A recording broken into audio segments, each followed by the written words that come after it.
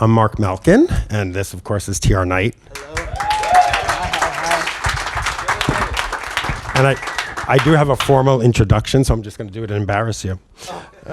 TR Knight began acting when he was just 5 years old at the Guthrie Theater in Minneapolis. He grew up performing in regional theater before moving to New York City. He appeared opposite the amazing Patti LuPone in the 2001 revival of Noises Off, and in 2003, you earned a Drama Desk Award nomination for your work in the off-Broadway production of Scattergood.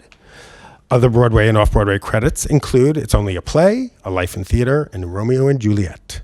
And then there is, of course, Grey's Anatomy.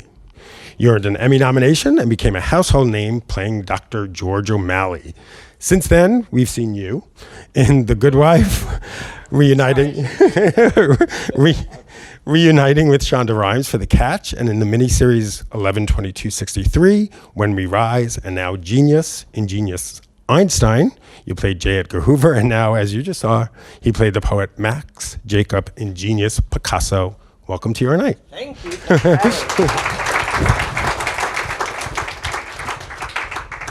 So great work in this. Oh, thank you. It's really fantastic. Oh, should I use this? Yes. I can't tell if I...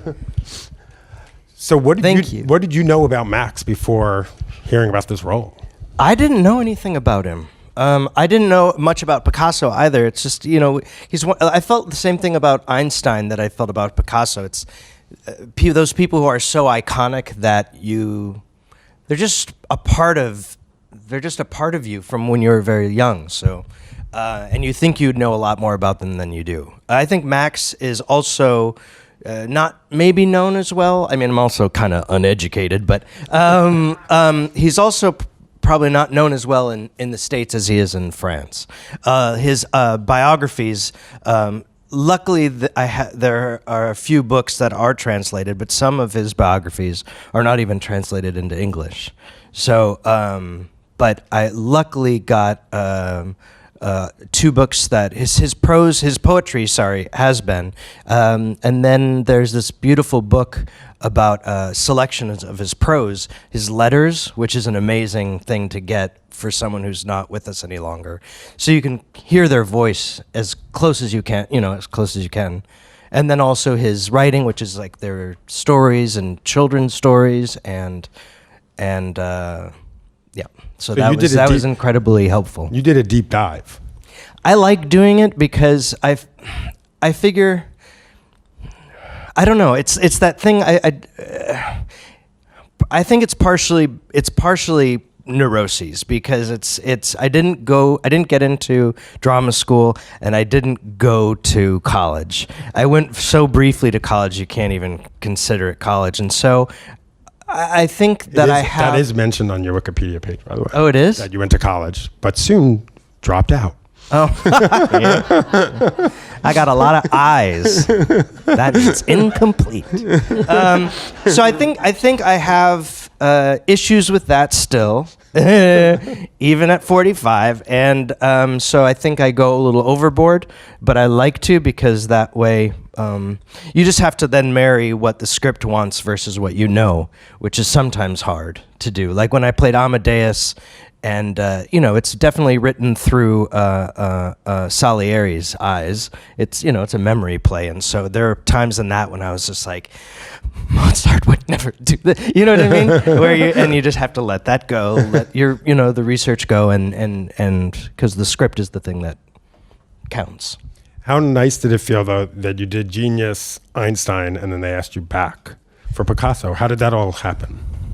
It just happened. I mean, it's nice because you feel like, they get your brand of crazy and it's not offensive to them. And then they ask you back and it's like, you're like, oh, I wasn't too awkward or too weird or too, whatever for them. And they're a really nice group of people too. They're incredibly hardworking, and from the crew to the makeup department, the prosthetics, which is heavy in both for me, for everybody, but for me too, and the writing staff. It's just they're incredibly hardworking. It's an intense schedule, and but they're also have a wicked sense of humor, which is great because, as you know, when you get tired, it's just, things get funnier then, especially when you're working in heavier material. You need that kind of break. Otherwise, you're just going to cry in the hotel room, and you know what I mean? And well, speaking of crying, there's, it's a heartbreaking scene when, Picasso says, "I'm not going to love you the way you want me to." And then Max, not you, obviously, Max says, "I'm disgusting." What did you think when you first read that? That's pretty tough. It is, but what's fascinating about that scene to me was how, in a way, generous Picasso is in this imagined circumstance with him by naming it, by calling it out. As horrible and as painful as it is, it's something that needed to happen, I feel, in this world, in their relationship in this world. So, it's all in the writing, first and foremost. I think, it's a scene written by people who have an understanding of that feeling. And what I love about the scene too is how it starts off very innocent in Max's mind. Maybe not in Picasso's. Maybe he reads something that Max doesn't know. It's so buried, it's so deep. That panic, which I was very interested in working on in the scene, comes from, "No, you're misunderstanding me, you're misunderstanding me." And it just grows and grows into a kind of the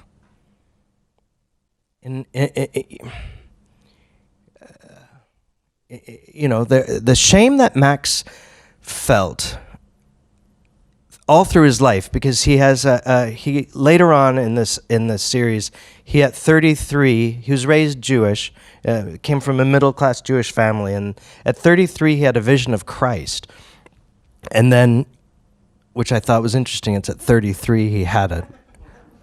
And then he converted to Catholicism, but then he continued to live his life. And it was, a lot of drinking, a lot of living life to the fullest. But then he removed himself from Parisian life, his life there, his friends, and then he lived in a monastery for 7 years in a cell. That's what it was called. It's very, from a poor life as a struggling artist to even just the barest of bones, as a punishment. And then he went back to Paris, lived back in his old life for another 7 years, and then went back again for another 7 years until he was taken by the Nazis. But there's a lot of his writings, a lot of his letters later in his life talk about this idea of, he has looked at himself from all angles, and he just sees sin and foolishness and weakness, and how he's not deserving of, I'm going to paraphrase because my little gerbil up here gets tired, but something about he's not deserving of great happiness because he's filched so many moments of lesser happiness through his life. And it's a painful life. Unfortunately, it's not dissimilar from lives now and views now for a lot of people, and it's kind of one of those things that it doesn't matter if it's rural or if you're in a city, big city. It's just all about who your parents are and how you're raised, and that kind of community. So that's the sad thing, that this has not changed. And then in the end, Picasso wasn't there for him, was he? No, and there's a lot of. If you want to explain that. What? Explain what happened with Picasso. There's during that period of time, famous people could get together and write letters to try to save other famous people from the Nazis. And there's a letter that it's in, I don't know which episode, I can't remember. It might be in 5. I don't know. Anyway, sorry. But there's a letter that Cocteau presents to him to sign to try to save Max. And he says, he doesn't sign it. says because in this show because he doesn't want he thinks it's going to hurt. It isn't going to help the cause because Picasso was also not liked by the Nazis. So it's so it's kind of this show takes the thing of that he doesn't want to because he doesn't he's doesn't think it's going to matter, but it's or it might be more harmful, but it's kind of hard. It's a terrible thing because he did get taken. The one, I mean, if there can be a good thing, he died of pneumonia at a prison halfway to the camp, so he was spared the horrors of the camp. But I mean, to sit now on this, talking to you in front of you and say, that what Picasso did was terrible. It's like, I don't think, unless you lived in that time, I mean, to have. I mean, the fear that people lived in and the kind of disbelief that these things could happen and, the denial and all of that stuff is so, unfortunately it happens, again and again, but without getting into that, it must have been an impossible, how do you live in that? How do you live in that? So, yeah. So the physical transformation. If you want to see a really fast physical transformation, if you go to TR's Instagram, regrammed, whatever you call it, regrammed a grammar-sized, I think, time-lapse video of him becoming 67 years old. What was it like looking in the mirror for the first time and seeing yourself as like 67? Well, I got to see myself as Hoover last year, so that's a kind of. Now, is this Hoover? Gotta take care of myself and not so many pizza pies. Was this Hoover in a dress or Hoover in a suit? No, that was one person. One person said that about Hoover, and I thought that, what's interesting about that as a quick side note is that that at that time was like the worst thing you could say about somebody. That was one person who said it. It was never proven. Everybody who I said when I said I was playing Hoover, they were like, "Oh, you're gonna be in a dress," and it's just like anyway. I just think it's a very interesting thing of that kind of misogyny that is kind of that comes into thing that it's like he definitely was a messed up puppy, but to say that he wore dresses is one of the worst things you could say about someone. It's like, or was he very violent? And, could have had people killed. Maybe, maybe that's worse. Anyway, but sorry. Tracy Chimo, who you'll see if you watch the rest of the shows, plays Gertrude Stein, and I know her from New York. She's a brilliant actress. And I got to work with her a tiny bit in this, which I was really happy. Anyway, we were talking about our love for the prosthetics and the prosthetic department because they are amazing, and it's kind of like you can't take any credit for it. But we were joking about how actors is like, look what I did, look what I did, And it's like these artists are standing over you for like 7 hours, creating this look and painting it and applying it in the most careful, beautiful way but fast. And 7 hours is fast for some of the stuff that they're asked to do. And and it's amazing because I feel like they're creating the character with you, and that is something that is very exciting. And also, like in theater versus film, there's just like theater. It's like you're all kind of You feel like you're all there a lot together, and so you're building it together. But film or television, same thing. It's like it's very what's the word? Disparate. Mm-hmm. Is that? Yeah, that's a word. Oh. Say it. Disparate. Thank you. So you feel college. You should go. We're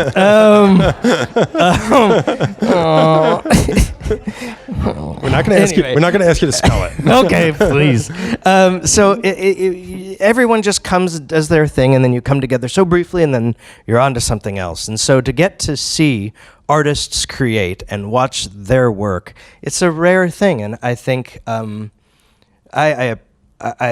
love them, I appreciate them, and I am fascinated by what they do and how especially when you go into even the simplest thing, like for younger Max, it was a nose and a lip. But then when you get older, it's it's everything. Or for Hoover, then they add the weight too, and so it becomes this mask. The acting that changes because, especially when it's a lot of weight, added weight, it becomes like a mask. So if you talk, if you speak like you normally would speak, when you have that much of that kind of weight on it, it's you end up looking like you're talking like this. So it's you have to change. I never have looked in the mirror. I don't like doing that anyway, but I don't look in the mirror when I've practiced. But I had to for Hoover because I had to figure out how to manipulate it because it is a mask. So it's a fascinating process that I. Do you eventually forget about the mask part of it when you're shooting the scene? Does it sort of disappear, or is it just it's always there? You feel it, and I think it's so fast. Like as for Hoover, it was more so. For Max, it was much thinner, so you can forget about it more. For Hoover, it was just so fast, and and there wasn't that long amount of time, so you had to be aware of it a little bit. You had to, otherwise. The moment I kind of relaxed into it, then I noticed that it would start looking, then you know what I mean? And and that's just something that doesn't, then it's really obvious that you have that on and you just can't do that. I read that someone had asked you about working with Antonio Banderas, which you do have, some screen time with him, and that you saw him in the Broadway production of 9. I did. I did too, it was pretty phenomenal. Wasn't he? He was phenomenal in it. Now, do you tell Antonio that when you meet him on set, or do you? I did. I met him at a dinner, and so I got to tell him that because that way I could work it out and deal with that then, and not have to bring that onto set with it. It's pretty. But it's one of those things that you feel like he's such a quiet actor on screen, and it's so you think going to this. There's a little part of you that gets cynical, and it's like, oh, movie star. Doing a role, and then you see it, and he blew me away, and then it's just like, you're a jerk for thinking that, because he was remarkable. So let's go back. Like I said, you were 5 years old when you made your stage debut. So at 5, did you know you wanted to be an actor? I knew everything at 5. No, I don't. I don't remember much of it. I remember little bits and pieces of it. W.H. Macy was in the show. Oh, wow. That's amazing. Yeah. He played Fezziwig. It was a Christmas Carol. I was Tiny Tim. But no, I was, I remember bits and pieces, but it was... But then you continued. You were doing regional theater, it seems like. I did. All through childhood, or? Through childhood, and then, and then, when I was out of high school into... my incompletes in college is when I was like, okay. And it was Jim Henson who passed away in 1990 when I was a junior. And I think because I think that was more my track, that I wanted to go work with the Muppets. But then he died, and that kind of just like, so I was like, I'll just continue with where the real you did end constant work is. You did end up on Sesame Street, though. I did. I did. And this is one of those things I'm so grateful to have been on it, but it's one of those things, Grover is that's my guy. And when they presented it, I didn't ask because I was too Minnesotan, and I was like, just be grateful. But I wanted to work with Grover, but I got to be an I. The letter I, so that's pretty cool too. But I wanted to be with Grover and talk to him. But then you moved to New York. What gave you the courage to get up and leave the Midwest and go to New York? Not getting into Juilliard for the 3rd year, which seems odd that you would do that. But I was at the Guthrie as an adult for 2 seasons, and The artistic director of the Guthrie at that time was Joe Dowling, who gave me my start there as an adult, and he was very. There's like a father figure kind of mentor element very much in our relationship, and also this gentleman. Ken Washington, who is an amazing man, he passed away sadly. They were both strong proponents of graduate programs, of training programs, conservatories especially, I think. And so they were encouraging me to go and try it again, and it was just clear that there was such a, in my mind, and whether or not this is true, this is just where my mind was at the time. It was so clear that if that didn't happen for me, that I need to venture out, because I didn't want that to hold me back, if that makes sense. So so I didn't get in, and then I was like, you know what, I'm just gonna, but New York was, for the way I was raised in Minnesota, New York was always like, you're gonna get mugged, can't afford it. It's really expensive. You're never going to be able to eat. You can't do it. You're going to get mugged. And I never got mugged. I almost got peed on by a homeless person, but I stepped out of the way. Cat-like reflexes. I made it work, but it was very, very, very, not. I ate, but it was, hard to come by sometimes. But yeah, I just, I don't know, I think that kind of propelled me thinking that, Ken told me years later, because he had started a program there where actors from between their third and fourth year of programs across the country would come there. It was called the Guthrie Experience, I think, and he was in New York visiting, and we were talking, and I was talking. It was a couple of years after that, after I'd been in New York, and talking about how this cloud that hangs over me of not getting and not being trained classically. I mean, doing classics on stage, but not going away to a program. And he kind of gave me this, I don't know what the word is, what you would call it, but he lifted that cloud a bit, because he had this great way of talking. He said, TR, there's more than one way to skin a cat, which is a terrible phrase, unless you hate cats. But it is like, yeah, there is more than one way to do things, and maybe the school of hard knocks is yet another path. Yeah. And then Grey's Anatomy. How do you? Oh, years later, yeah. Yes, years later. You do a bunch of theater. Do some TV. Theater. Did yep. TV with mostly theater. There was it a sitcom in there with Nathan Lane? We did. Nathan Lane, he did a sitcom. It was Laurie Metcalf and Nathan Lane. I mean, come on. What? and they didn't pick it up. We did 7 whole episodes. They aired 2 whole episodes. And with those 2 brilliant people, and then there was also Ted McGinley and Stephanie Pharisee, who were also hilarious and brilliant. And then this, yeah. I was just like, it was an amazing experience, but they didn't, yeah. Well, maybe Netflix will do a reboot. I think people have to know about the show. I don't know, I think so. But yeah, so there was that, and then Grey's Anatomy comes along. Yeah. When you first got the role, when did you realize that it was as big as it was, or it was going to be as big as it was? Well, that was the second thing I did, and it was after Charlie Lawrence, where they, said they're going to pick it up, and then it got delayed, and it was a mid-season. It was, they were going to do the fall, and then mid-season, and then January, mid-January, end of January, February, mid-February, end of February, March, mid-March, and then it was like, we're going to kill it off and burn it off in the summertime, and so the same thing happened with Grey's. So we filmed the pilot, and then there was going to be for the fall, and then we heard, nope, not for the fall, mid-season. And then early January, mid-January. And then so that same thing, I was like, oh, well, this is how they do it.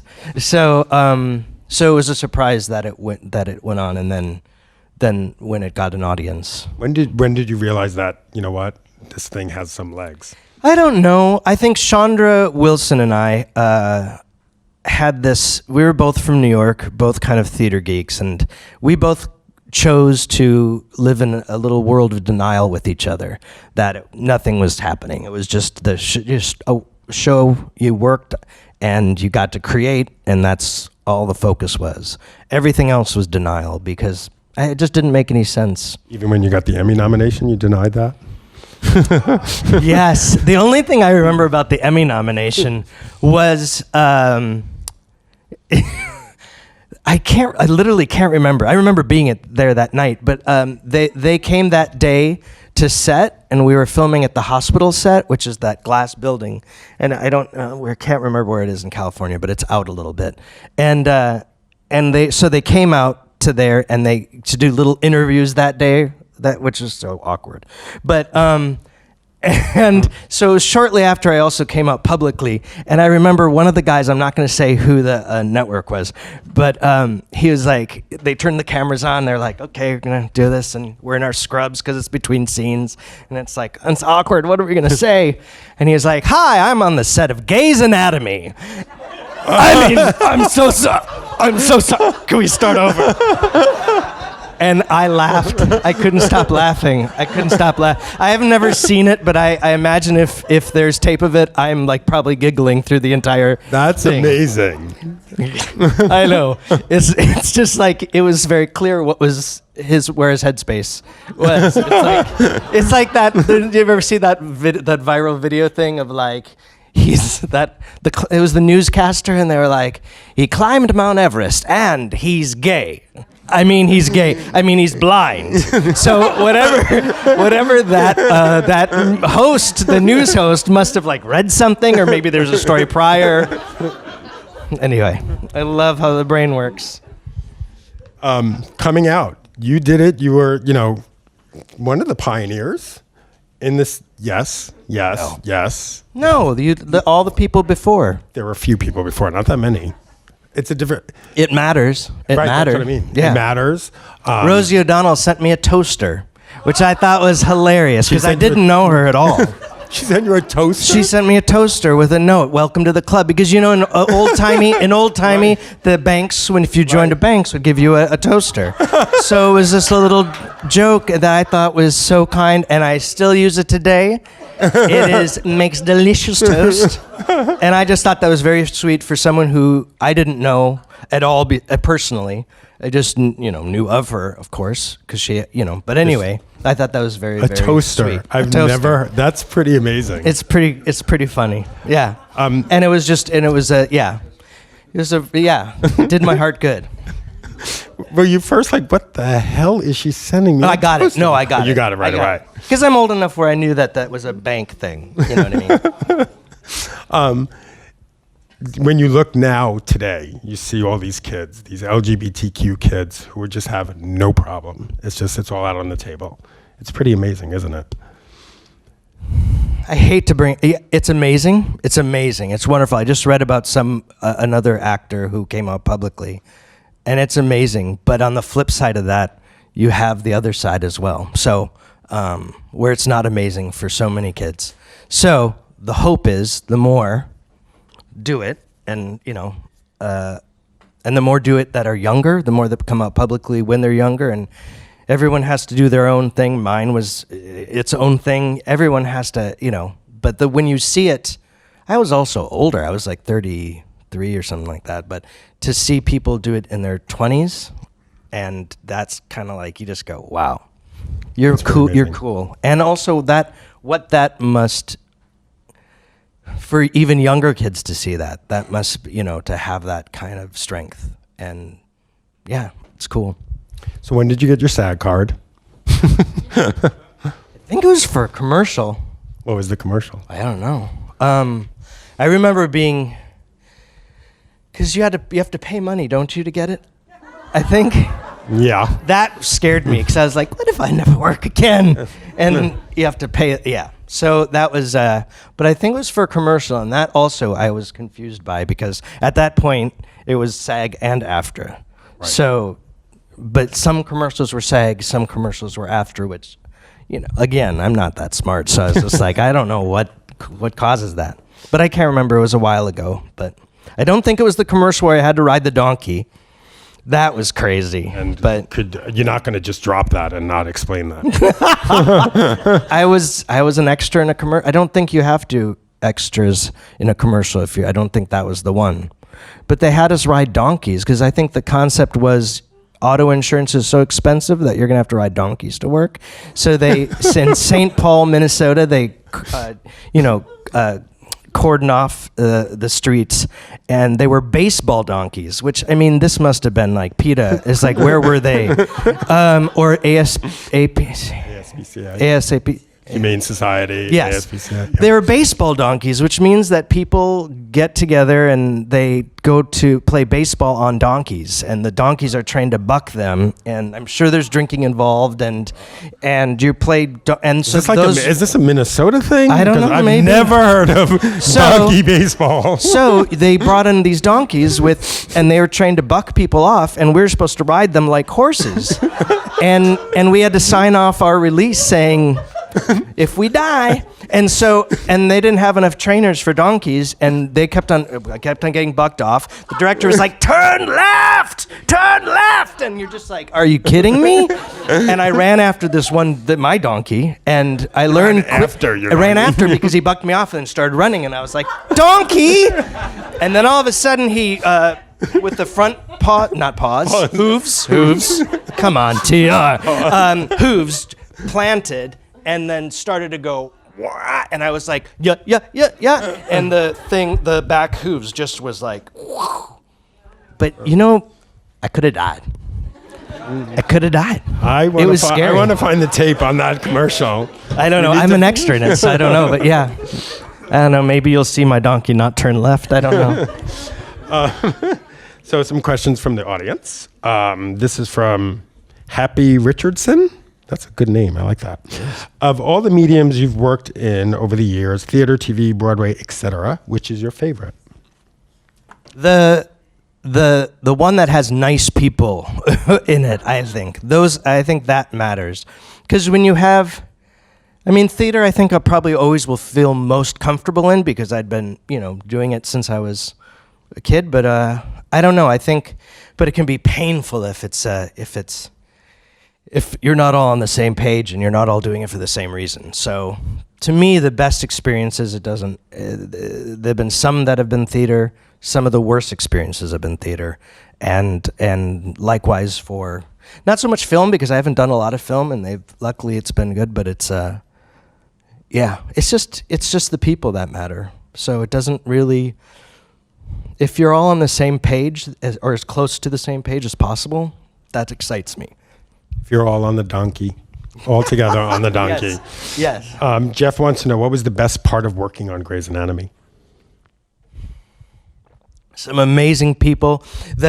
As an acting nerd kind of person, the chance to get to do it every day, and that was a new experience by far. So to get that opportunity to learn while you're doing it was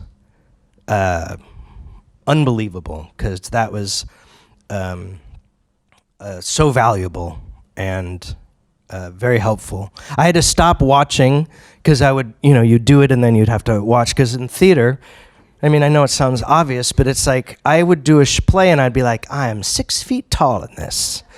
I am more handsome in this one. And it's just like, but when you watch yourself on a film thing, prosthetics help. And I think that's why I like them so much, because you can hide more behind it. But it's like, but I had to stop watching fairly early on, because it's like, you don't want to all of a sudden go, if I do this, this all happens. And you don't want to all of a sudden be acting in a scene and be like, so, what did you think about that surgery? And so I had to stop.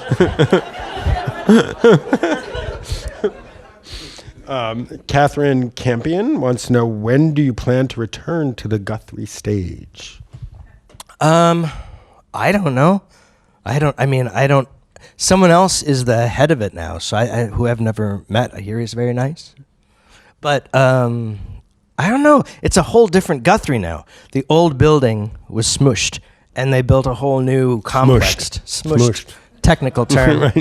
It's a construction term. Don't worry about it. So I've seen shows there. I've seen friends in shows at the new building, but I haven't worked on it. I'd love to sometime, but it's like everything. You have to be asked. They don't let me cast myself, which. So, Catherine, you need to call the Guthrie and get to your job. Yeah. AJ Billions, you're not on Twitter, but you are on Instagram. Mm-hmm. What are your thoughts on social media and the continued emergence of new media? There's new media? I don't. Twitter I don't, because it's just writing, and it scares me. I get Instagram that you can take a picture and then have a little thing by it. So mostly it's pictures of our dogs and flowers in our container garden of our rental. So it's pretty boring. But it's like, but then you're getting a series about it on Netflix. No. But it's just, I don't know. It's not comfortable. But it's, anyway, if I can make myself like laugh a little bit, like I just found a piece of driftwood and I took a picture of it, and it made me laugh because it looked like. Do you know who Brian Froud is? Because you should. He's amazing. He did all the designs for the Dark Crystal. And so it's a piece of driftwood it looks like that he made. And I think that was really cool. Whoa. I know. I'm pretty exciting. Social I'm media pretty now. exciting. And this one is adorable. From Rosie Foss. That's Rosie Foss right there. Oh, hi. Rosie wants to know, what would you recommend for a 9-year-old girl, parentheses me, to have success in acting? I don't. It's hard because I think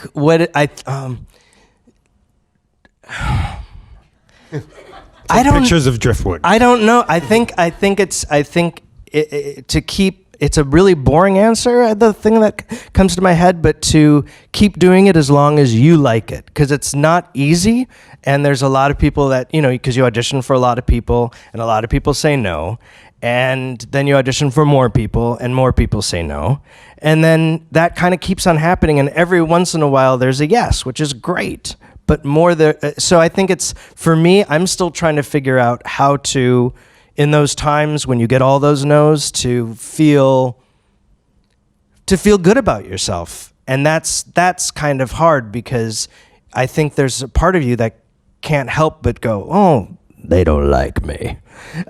So if you can try to find other things that interest you, and also to stop doing it if you don't like it anymore, because otherwise, I know that's a terrible answer. It sounds, there's so many wonderful things about acting, and I love it. But there's you just audition for so many things that don't work out. And I think, and I'm still trying to find out how to, be happy in that, and not just be happy when you're just working. So I don't know, and just try to stay creative in other areas that make you happy. So I go into my little office now, which I call my studio because it makes me feel happy. But it's just a little tiny room. And I get to go and I write about things that have nothing to do with acting at all. So that makes me, I've been finding lately that that's what I do. And then I find that, it makes it better. Because when I lived alone, when I wasn't married, I could be all unhappy and not shower and just be like, and just slowly melt into a chair, feeling disgusting that nobody wants to hire me. But then when you're married and you have to live with somebody, and then they see it and they go, "Oh, you're not showering. What's wrong?" And it's like, "I'm disgusting. Don't look at me. Nobody loves me." And then you realize, "Oh, that's probably not a great way to live. I shouldn't do that." So anyway, I'm still learning that. It's I don't know. I think some people do it better than me, but I'm learning. When did you realize though that it was going to work out for you?